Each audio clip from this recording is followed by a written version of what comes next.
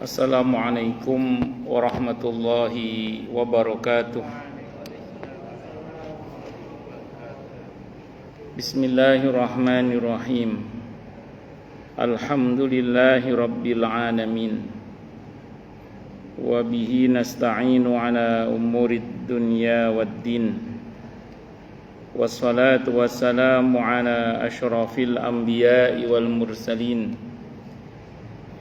Sayyidina wa habibina wa syafi'ina wa qurrati a'yunina wa maulana Muhammadin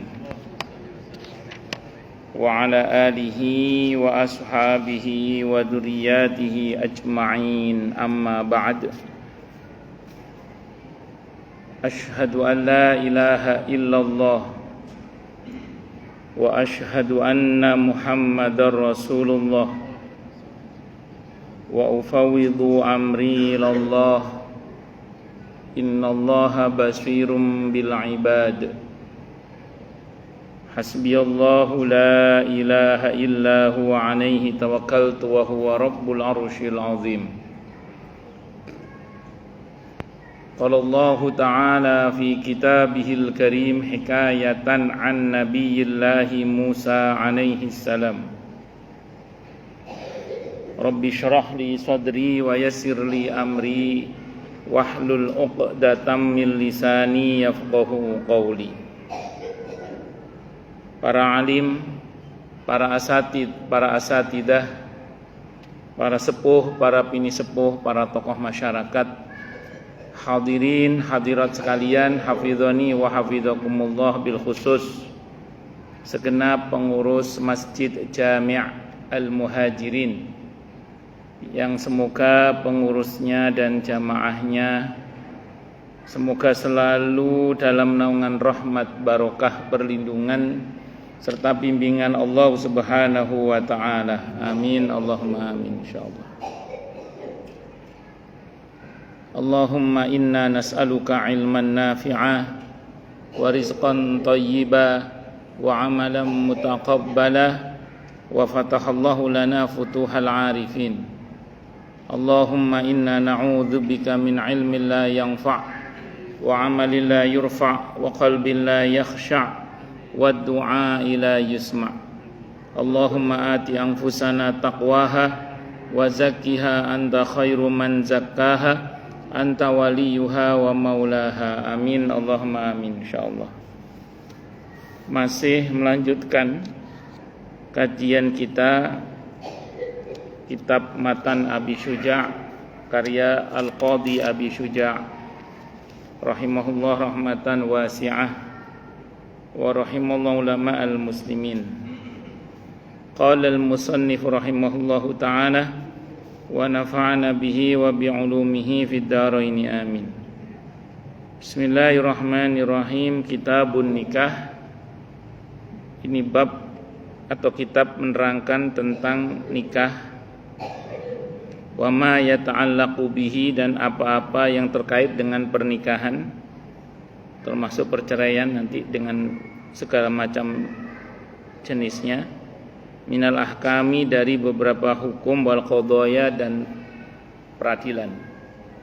Jadi ini kitab, pada kitab pembahasan ini membahas tentang pernikahan dan hal-hal yang terkait dengan pernikahan, baik itu terkait dengan masalah hukum maupun terkait dengan peradilan nanti.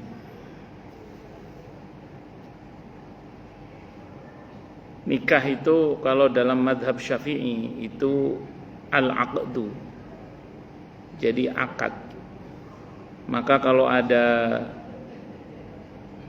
orang yang berzina dan kemudian dari perzinahan itu melahirkan anak, maka anak dari hasil zina itu nasabnya ke ibunya, bukan ke bapaknya. Itu dalam madhab Syafi'i.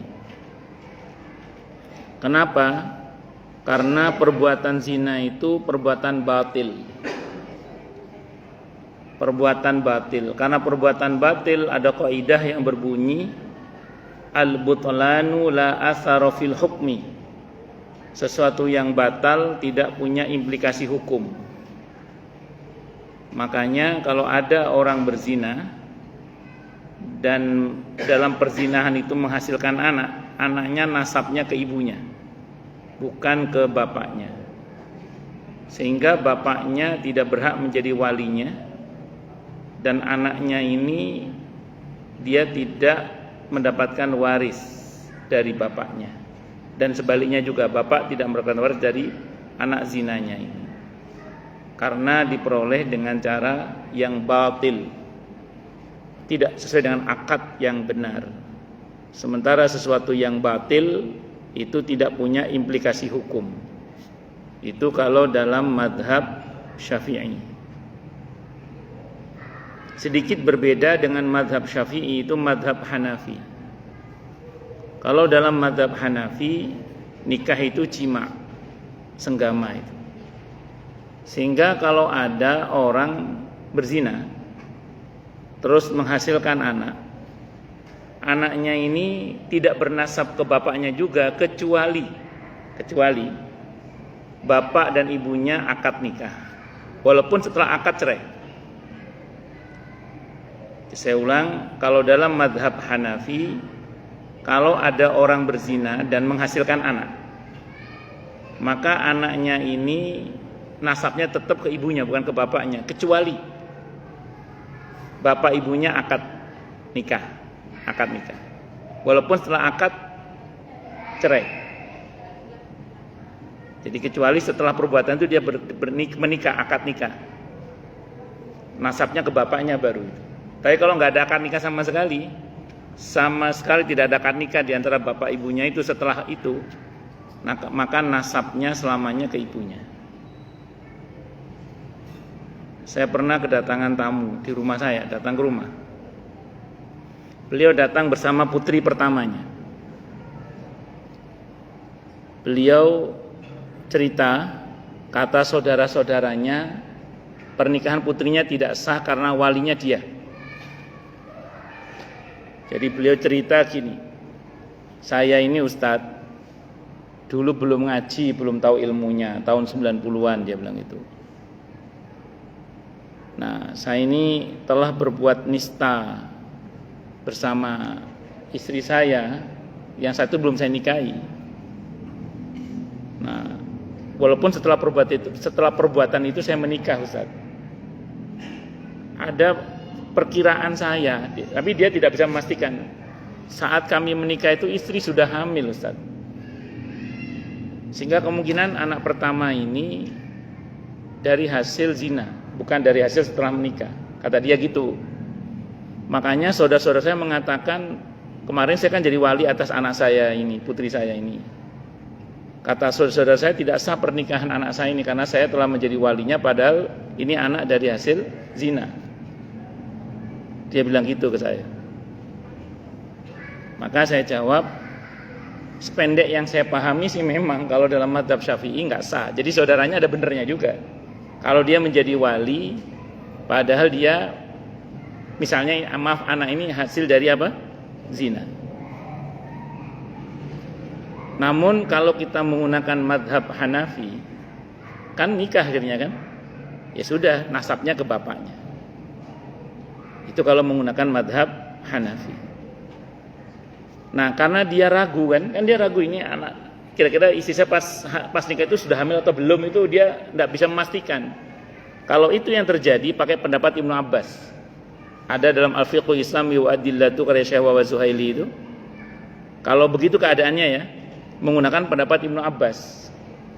Kata Ibnu Abbas, kalau antara akad nikah dengan kelahirannya ada waktu 6 bulan atau lebih, nasabnya ke bapaknya.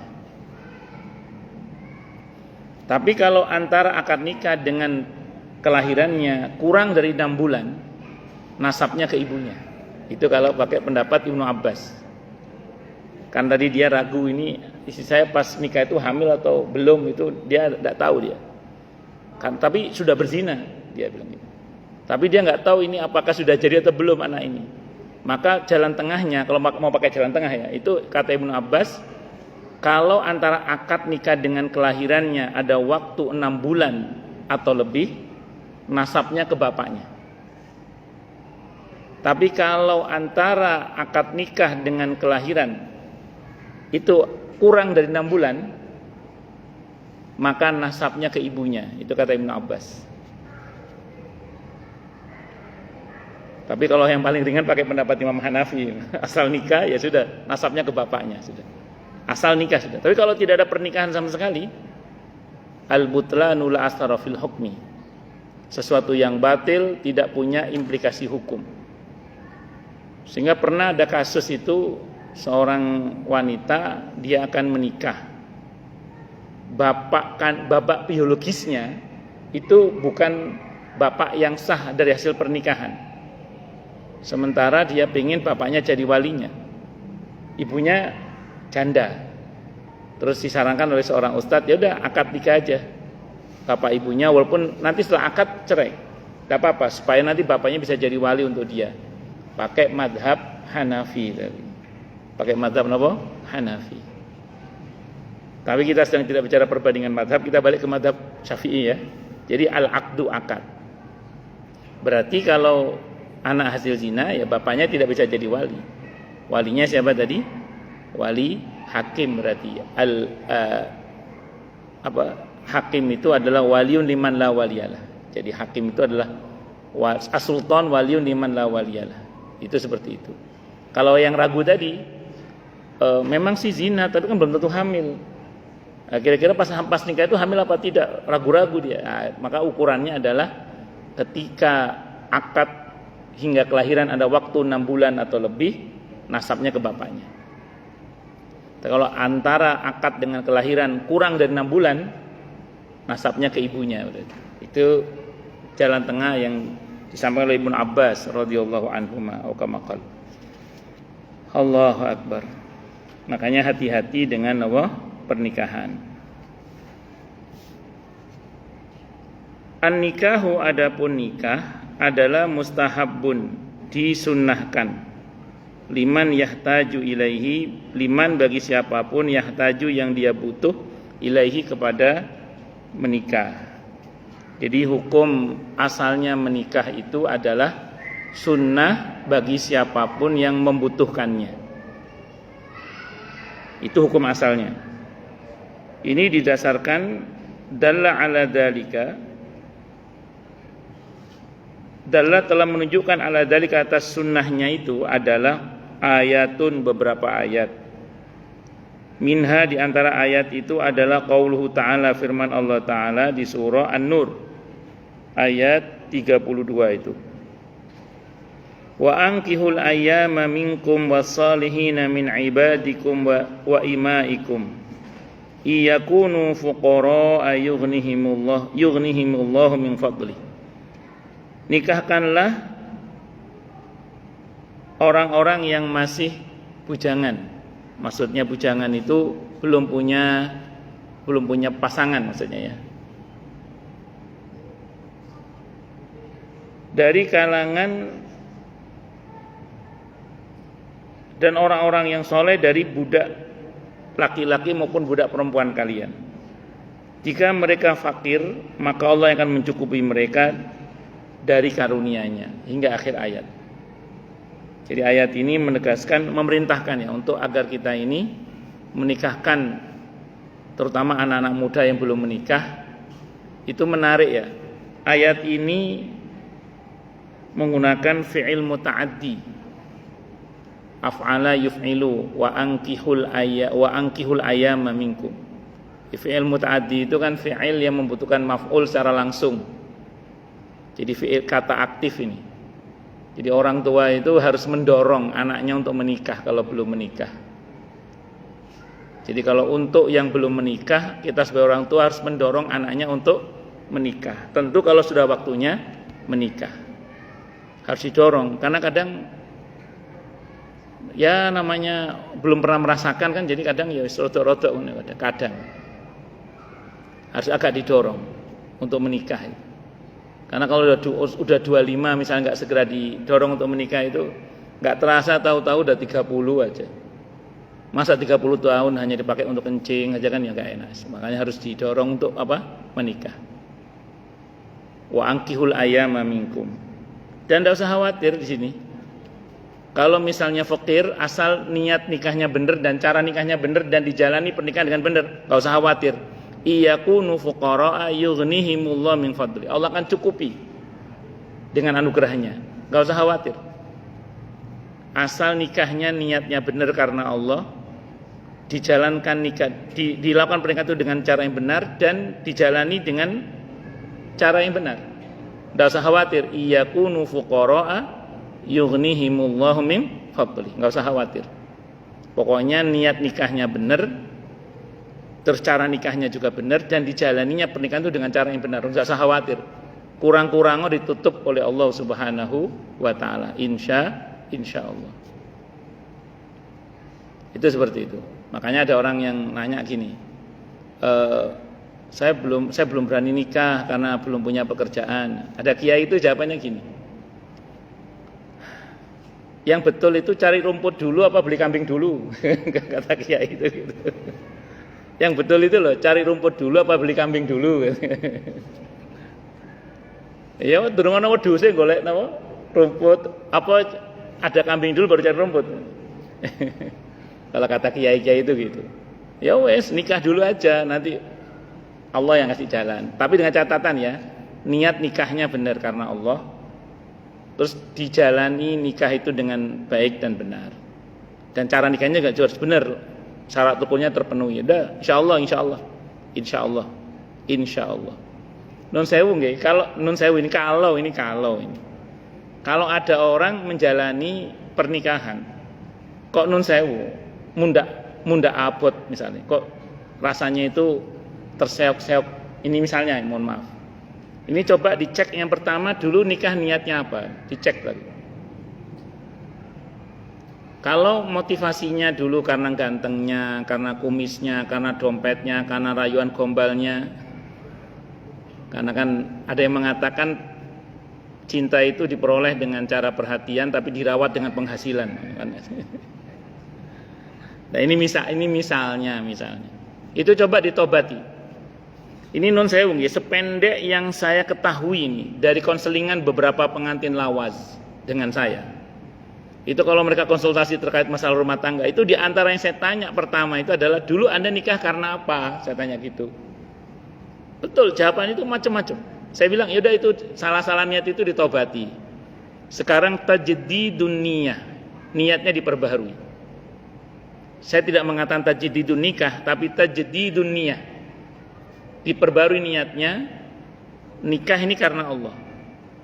Ini sependek yang saya ketahui ya. Asal suami istri kompak tapi ya, mentaubati salah-salah niat dan menata kembali niatnya karena Allah. Sependek yang saya ketahui ya, satu persatu persoalan hidupnya diurai oleh Allah Subhanahu wa taala. Ada yang nanya, emang cukup Ustaz dengan taubat dan menata niat? Enggak cukup, saya bilang, enggak cukup. Cuman diawali dengan taubat dan menata niat. Diawali. Ini betul. Saya melihat sendiri beberapa yang konsultasi dengan saya. Asal kompak tapi ya, suami istri mentobati salah niatnya dan menata kembali niatnya menikah itu karena Allah. Sependek yang saya ketahui pokoknya. Itu satu persatu persoalan hidupnya diurai oleh Allah Subhanahu wa taala. Entah masalah ekonomi, masalah kesehatan, masalah apa saja. Dengan izin Allah Subhanahu wa taala. Allahu akbar. Itu ya. Kalau tajdidun nikah bagaimana Ustaz? Berarti akad nikah baru. Dalam fikih mazhab Syafi'i itu dibahas. Kalau tajdidun nikah memperbarui akadnya itu adalah karena dia merasa akad yang sebelumnya batal. Terus dia melakukan tajdidun nikah, maka berarti jatuh satu talak. Tidak boleh. Jadi nggak boleh meyakini bahwa nikah sebelumnya batal, kecuali memang betul-betul batal ya.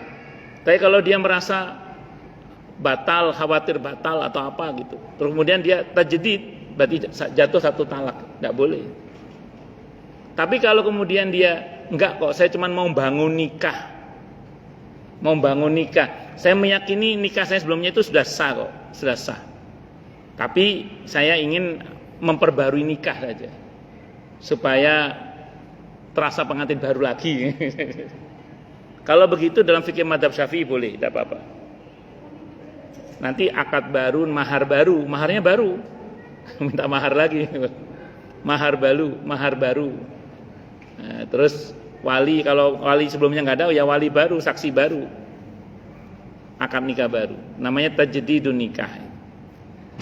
Tapi kalau saran saya nggak usah lah, kalau memang sudah sah nikah sebelumnya nggak perlu diulang, tapi cukup dengan apa tadi, tajdidun niyah, memperbarui niat. Kecuali memang nyata-nyata batal ya pernikahannya. Oh, ada Ustadz? Ada. Sama, datang ke rumah saya juga itu. Suami istri sudah punya anak satu, lagi hamil anak kedua. Dari Medan. Bukan Medan Satria, Medan beneran. Bukan Medan Satria, Medan beneran. Datang ke rumah itu.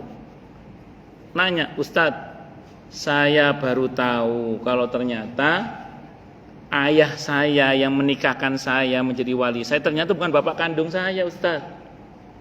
Bukan ayah kandung saya, ternyata ayah angkat, tapi telah bertindak menjadi wali bapak kandung. Bukan sebagai wakil dari bapak kandung, memang dia mengaku sebagai bapak kandungnya. Bagaimana itu, Ustaz? Maka saya sampaikan, la ibrata lil bayyini khata'uhu. Itu kaidahnya. Tidak bisa jadikan pegangan atau tidak dianggap sah lah bahasa kita, sesuatu yang jelas salahnya itu. Ya, bukan bapak kandung menjadi wali sebagai bapak kandung. Itu jelas tidak sah gitu. Nah, kalau tidak sah kembali pada kaidah tadi yang sebelumnya itu saya sampaikan, al-butlanu la athara fil hukmi. Sesuatu yang batal tidak punya implikasi hukum. Berarti ya bukan akad nikah baru, akad nikah lagi. Bukan akad nikah baru tapi akad nikah lagi itu. Kenapa? Karena yang sebelumnya memang terbukti batal. Nah, terbukti batal dia harus akad nikah lagi. Nah, terus bagaimana status anaknya zina? Enggak, dia enggak zina, dia enggak tahu kok. Di Fathul Mu'in itu dikatakan zina kalau tahu, kalau enggak tahu ya bukan zina, enggak tahu kok. Yang dosa yang tahu tapi diam aja. Status anaknya ya namanya bukan zina, enggak tahu kok. Dia merasanya menikah, nasabnya tetap ke papanya, enggak ada masalah. Apalagi kan dia menikah kemudian kan dengan disempurnakan secara agama untuk menikah. Itu terjadi. Itu pasangan muda. Ada yang datang ke saya itu udah usia 75 tahun, Pak Haji. Itu datang ke saya ngomong, Ustadz saya baru tahu, coba umur 75 tahun itu. Ternyata istri saya itu dulu dinikahkan oleh bapaknya yang ternyata itu bukan bapak kandungnya, Ustadz. Coba bayangkan. Itu kejadian itu. Allahu Akbar. Akhirnya akan nikah lagi di usia 75 tahun. Saat itu walinya anaknya, anak dari sang ibu itu sendiri. Itu kalau dalam madzhab Hambali boleh. Kalau jenengan di KUA itu ada daftar wali itu diantarkan anak kandung, anak laki-laki kandung. Itu madzhab Hambali sebenarnya. Nah, itu boleh tidak apa-apa. Akhirnya akad nikah baru. Allah akad nikah lagi maksud saya gitu. Karena batal itu beda bab ya. Nah, makanya saya ulang sekali lagi terkait dengan akad ini ya harus berhati-hati. Jadi jangan sampai kemudian ya tadi berdampak kepada batalnya akad karena tidak benarnya dalam proses akad itu sendiri. Itu seperti itu. Wa yajuzu dan boleh lil hurri bagi orang yang merdeka ayat jema'a baina arba'i haraira, mengumpulkan di antara 4 wanita merdeka kalau berani tapi.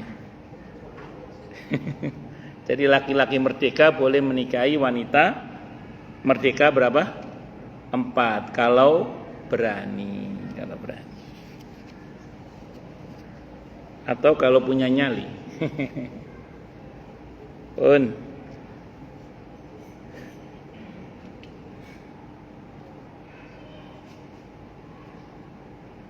Liqaulihi ta'ala, karena firman Allah ta'ala, fankihu ma taba lakum minan nisa'i masna wa sulasa wa ruba', maka nikahilah oleh kalian wanita-wanita yang bagus menurut kalian. 2, 3, 4 dan seterusnya. An-Nisa ayat 3. Kalau sanggup nggih. Kalau sanggup, kalau berani, kalau punya nyali. Warwa Abu Dawud dan telah meriwayatkan siapa Imam Abi Dawud wa ghairuhu yang lainnya an Wahab ibn Al-Asad dari Wahab ibn Al-Asad radhiyallahu anhu. Qala beliau berkata aslamtu wa indi samani niswatin. Saya masuk Islam dan saya punya 8 istri kata beliau. Fadzakartu dzalika maka aku ceritakan hal itu oleh Nabi kepada Nabi kita Muhammad sallallahu alaihi wasallam. Faqala an-nabiyyu maka bersabda siapa Nabi kita Muhammad sallallahu alaihi wasallam, ikhtar minhunna arba'an. Pilih di antara 8 itu 4 saja. Berarti yang 4 harus diceraikan. Makanya setelah turun surah An-Nisa ayat 3 itu, semua sahabat yang istrinya lebih dari 4 disuruh menceraikan. Suruh 4 saja. Nah, kecuali Nabi Muhammad sallallahu alaihi wasallam. Kenapa kok Nabi tidak boleh menceraikan istrinya? Tapi setelah itu Nabi nggak boleh nikah lagi, cukup udah itu. Karena mantan atau jandanya Nabi tidak boleh dinikahi oleh muslimin karena mereka adalah ummahatul mukminin. Nah, kalau jadi jandanya Nabi tidak boleh dinikahi oleh kaum muslimin karena para istri Nabi itu ummahatul mukminin. Nah, kalau dicerai oleh Nabi nanti yang nikahi siapa? Kan kasihan. Makanya khusus untuk Nabi tidak boleh diceraikan. Karena jandanya Nabi tidak boleh dinikahi oleh kaum muslimin. Jandanya Nabi ya, kalau jandanya kiai boleh tidak apa-apa kalau jandanya kiai. Kalau jandanya Nabi tidak boleh, kalau jandanya kiai tidak apa-apa. Walil abdi dan bagi seorang budak bainasnain di antara 2 wanita. Jadi kalau lelaki merdeka boleh 4, tapi kalau budak maksimal 2. Itu ya batasannya sih. Wala yankihul hurru amatan illa bisyartain. Dan tidak boleh lelaki merdeka itu menikahi budak wanita kecuali dengan 2 syarat. Apa syaratnya? Ada musadaqil hurrati, ketiadaan kemampuan memberikan mahar kepada wanita merdeka.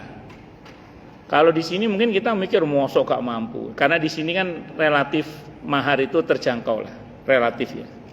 Saya ngomong mahar ya, bukan uang hantaran. Kalau di sini hantaran kayaknya mahal juga di sini. Apalagi di daerah tertentu yang memang menuntut tinggi harganya itu. Saya sering bilang ke teman-teman di sini ini yang lama nggak nikah-nikah gara-gara orang tua perempuannya minta uang hantaran berapa, saya nggak paham itu. Saya bilang udah ke Jawa Timur aja, murah. Kalau mencari istri Jawa Timur murah. Wes balik. Jadi kalau kita bicara tentang masalah ini, kita mungkin tidak membayangkan. Tapi kalau di Arab sana mahal itu. Menikah dengan wanita Arab itu mahal. Allah yarham Syekh Ali Jabir itu termasuknya nggak mampu itu. Beliau bilang saya nggak mampu ini menikahi wanita Arab itu nggak mampu beliau. Makanya akhirnya beliau nikah dengan wanita Indonesia kan. Berat itu, maharnya berat. Makanya ada kata-kata seperti ini karena ini fikih ini kan latar belakangnya kan di Timur Tengah sana. Makanya terus mahar wanita merdeka itu mahal sekali. Ya kalau nggak mampu bayar mahar wanita merdeka boleh menikah dengan budak. Wa khauful anati dan takut zina. Kalau memang terpaksa takut zina silakan menikah dengan budak misalnya. Itu seperti itu. Dalla ala dzalika menunjukkan atas semua itu qauluhu ta'ala firman Allah taala wa man lam yastati' minkum taulan ay yankihal muhsanatil mu'minati famimma malakat aymanukum min fayatikumul mu'minat. Summa qala dzalika liman khasyal anata minkum An-Nisa ayat 25 itu. Ya enggak apa-apa kalau memang terpaksa dikarenakan tidak sanggup memberikan mahar kepada wanita merdeka, boleh menikah dengan budak atau karena takut zina. Itu di surah An-Nisa ayat 25 itu. Wa nadhara rajulu ilal mar'ati wallahu alam bisawab. Silakan yang mau tanya dulu. Kalau enggak ada saya teruskan. Monggo Pak Haji. Nggih, monggo Pak Haji. Waktu akad itu orang itu hamil gitu Ustaz. Nggih, Pak Haji. Kalau diulang akadnya itu setelah ya yang pertama. Yang kedua itu ada kasus misal ayah angkat menikahi anak angkat.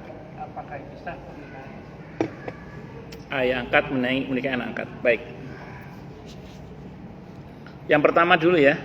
Berkaitan dengan apakah kalau seseorang menikahi wanita hamil, ini hamil karena zina Pak Haji ya? Karena zina kan ya? Oke, karena zina. Apakah wajib mengulang akad nikahnya nanti setelah dia melahirkan? Jawabannya secara fikih tidak perlu. Saya mau terangkan dulu. Wanita hamil itu dilarang menikah karena menjalani masa iddah. Iddah itu hanya ada untuk pernikahan. Kalau bukan nikah, sebab hamilnya berarti tidak ada iddah. Itu prinsip dulu itu. Saya ulang ya, yang di Al-Quran wanita hamil itu iddahnya sampai melahirkan. Dan selama dalam masa iddah dia tidak boleh menikah. Itu adalah wanita hamil karena menikah. Ada suami menceraikan istrinya dalam keadaan hamil, maka iddahnya sampai dia melahirkan. Atau suaminya mati, maka iddahnya sampai dia melahirkan. Itu kalau hamilnya dari hasil pernikahan Pak Haji. Kalau hamil dari hasil zina di fikih itu tidak ada iddahnya. Jadi wanita hamil karena zina dia boleh langsung menikah. Pertanyaannya, menikah dengan siapa dulu dia? Kalau dia menikah dengan laki-laki yang menzinai, tadi saya ulang, dia status hukumnya kalau dalam mazhab Syafi'i kan kalau betul-betul itu hamil ya, hamil sebelum nikah, berarti nasabnya kan ke ibunya berarti. Tapi kalau menggunakan pendekatan Ibnu Abbas, kalau antara hamil dengan melahirkan itu antara akad dengan melahirkan ada waktu 6 bulan atau lebih, nasabnya baru ke bapaknya. Kalau enggak berarti ke ibunya. Kalau mazhab Hanafi begitu nikah sudah nasabnya ke bapaknya. Kalau yang menikah yang menzinai itu sendiri. Tapi kalau yang menikahi laki-laki lain, maaf ya, untuk nutupi rasa malu dan gak ketoro, terus dinikahkan anaknya ini dengan laki-laki lain. Itu pernah kejadian di kampung saya. Jadi ada orang hamil di luar nikah, terus ada kayak merebut masjid itu dirayu untuk bisa menikahinya supaya nutupi ya kejadian itu. Ya merebutnya tidak mau awalnya, mau gara-gara dibayar. Wis tak bayar 500.000 tahun itu. 500.000 tahun itu bisa buat beli anak sapi. Dia gelem tak bayar 500.000 pokoknya rapiin anakku. Akhirnya nikah itu. Nah, kalau ini hamil dari luar nikah dan dinikahi oleh laki-laki lain, maka si suami ini tidak boleh menyenggamai istrinya sampai dia melahirkan. Kalau yang menikahi laki-laki lain. Jadi laki-laki lain ini tidak boleh menyenggamai istrinya sampai dia melahirkan. Dan tidak ada kewajiban mengulang akad nikahnya. Karena saya ulang, wanita yang hamil itu menjalani iddah dan dilarang menikah kalau dia hamilnya dari hasil pernikahan. Kalau tidak, maka tidak ada iddah untuk wanita yang hamil di luar nikah. Nikahnya sah. Dan asal syarat rukunnya terpenuhi. Cuman ketentuannya tadi itu Pak Haji. Ngoten nggih Pak Haji nggih. Wallahu a'lam bishawab. Satu dulu. Oh ben mantep akad nikah lagi aja. Ya silakan enggak apa-apa. Namanya tajdidun nikah. Tapi dengan keyakinan bahwa akad yang kemarin tetap sah loh ya. Tapi kalau dia meyakini akad kemarin batal, terus dia akad nikah lagi, berarti jatuh talak satu kalau dalam mazhab Syafi'i. Hati-hati itu. Makanya tidak harus mengulang akad nikah lagi. Yang pertama, yang kedua berkenaan dengan apa tadi Pak? Ayah angkat menikahi bapak angkat, bapak angkat menikahi anak angkat. Kalau anak angkat boleh. Saya ulang, kalau anak angkat boleh Pak Haji, tidak ada masalah. Yang nggak boleh itu anak tiri. Anak tiri tidak boleh. Jadi gini misalnya, ada seorang suami menikah dengan seorang wanita yang wanita ini membawa anak. Terus ibunya meninggal. Kok wajah anaknya mirip ibunya, tak nikahi juga lah, tidak boleh.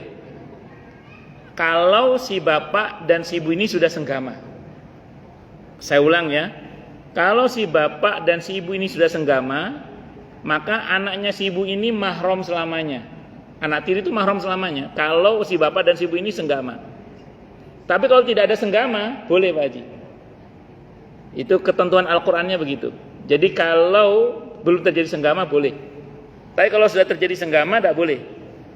Apa ada Ustadz suami istri menikah tidak senggama? Ada? Maaf ya, ada jamaah saya itu konsultasi ke saya. Bukan orang sini, orang sana lah.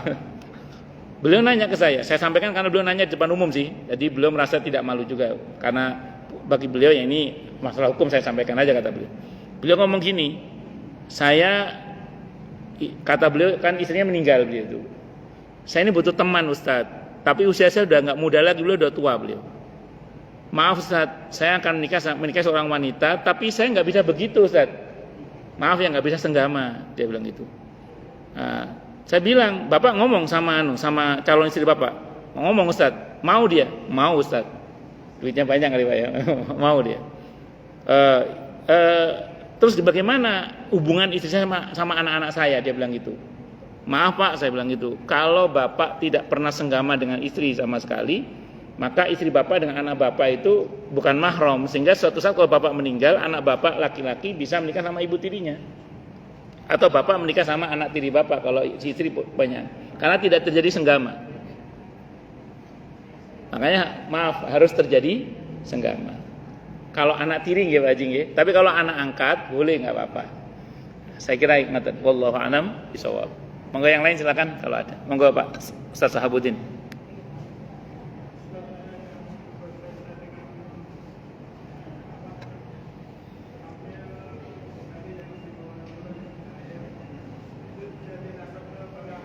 Betul.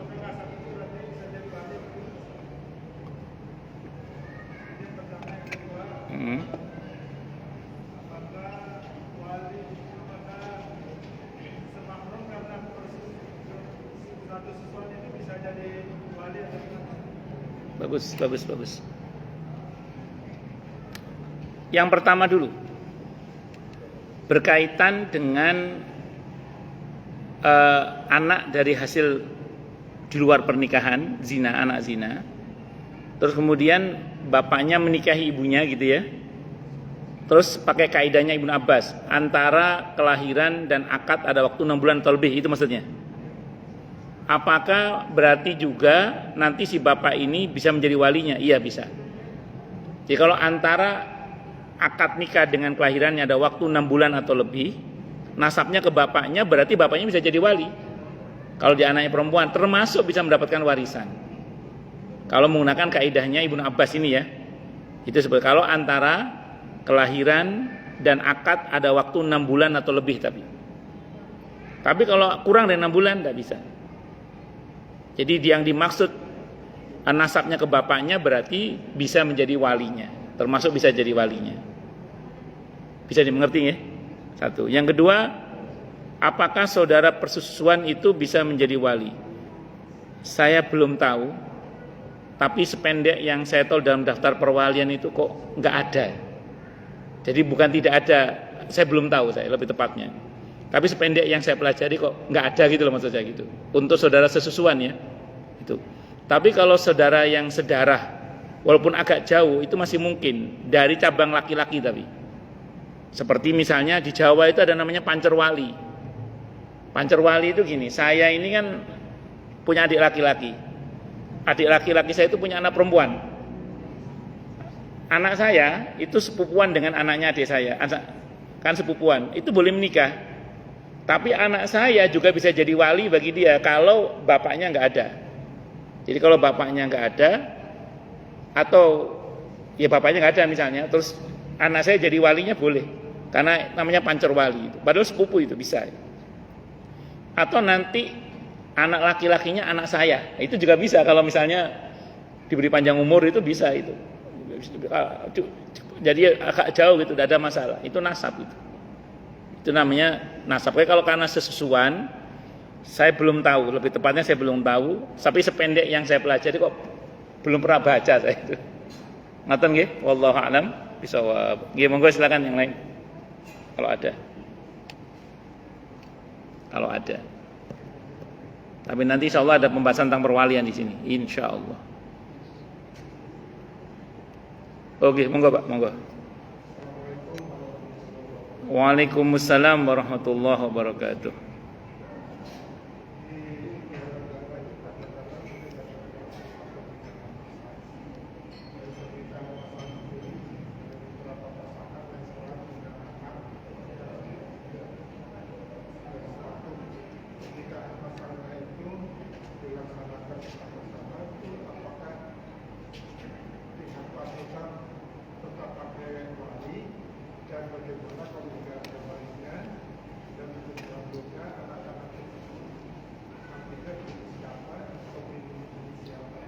Bagus.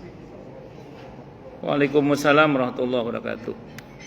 Saya kurang tahu ya, nanti orang Depak yang mestinya jawab ini. Cuman sependek yang saya pernah baca dalam beberapa berita, jadi nikah massal itu konteksnya karena ada banyak kasus pernikahan, terutama dari kalangan menengah ke bawah, itu non sewu, yang menikahnya itu di bawah tangan, artinya tidak resmi secara negara. Sehingga anak-anak mereka itu untuk mengurus terkait dengan surat menyuratnya atau apapun itu agak terkendala. Nah, sehingga kemudian untuk menertibkan administrasi itu dari pihak Departemen Agama melakukan satu inisiatif untuk melaksanakan semacam nikah massal. Yang notabene sebagian besar mereka itu memang sudah menikah memang sebenarnya. Cuman ya tadi minus surat menyurat itu. Sehingga status pernikahannya itu tidak tercatat secara administrasi. Sehingga kemudian negara itu mencoba untuk hadir supaya pernikahannya itu legal menurut agama, menurut negara. Sesuai dengan PP nomor 1 tahun 74 itu. Bahwa pernikahan harus dilakukan di depan PPN itu, sebagai pencatatan nikah. Itu aja sebenarnya. Nah, kalau memang itu dianggap sebagai tajdid nikah, memperbarui akad nikah baru, iya Pak, tetap. Tajdid itu tetap akadnya baru, walinya baru, terus kemudian maharnya baru, walaupun dengan orang yang sama itu. Nah, hanya memang kalau tidak ada wali, maka petugas KUA bisa jadi walinya kan, as-sultan waliun liman la waliyalah. Jadi petugas KUA itu bisa menjadi wali bagi wanita yang memang tidak punya wali dalam hal ini. Tapi kalau dia ada wali seperti kakak kandung, saudara kandung, apalagi orang tua kandung, bapak misalnya, ya sudah bapaknya jadi walinya. Kalau enggak ya sudah KUA yang menjadi walinya, enggak ada masalah. Namanya wali hakim namanya. Ngoten nggih? Wallahu a'lam bishawab. Monggo yang lain silakan kalau ada. Oke, monggo. Silakan.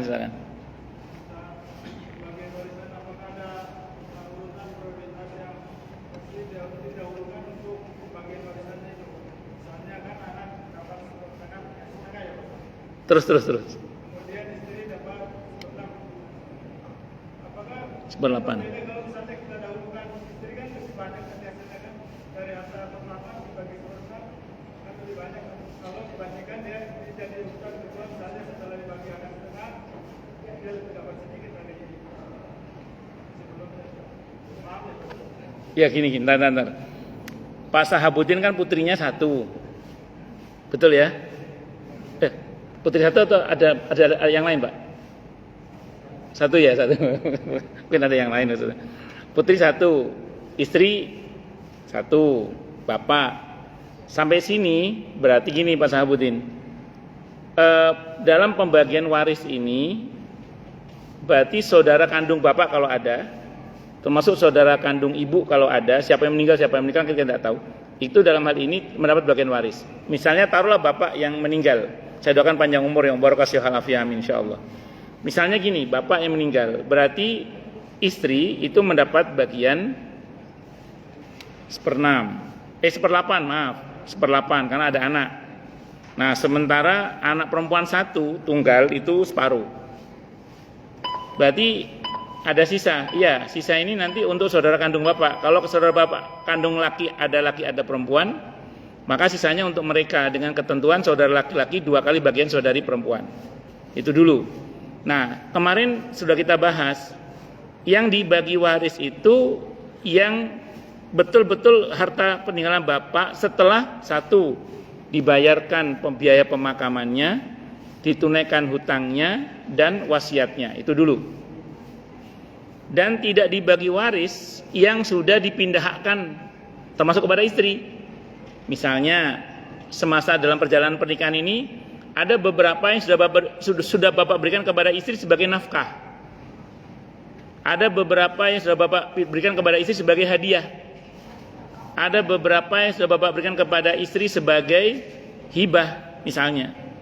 Ada beberapa yang sudah bapak pindahkan kepada istri sebagai dan lain-lain lah. Nah, maka kalau yang sudah dipindahkan itu, yang sudah dipindahkan tidak dibagi waris.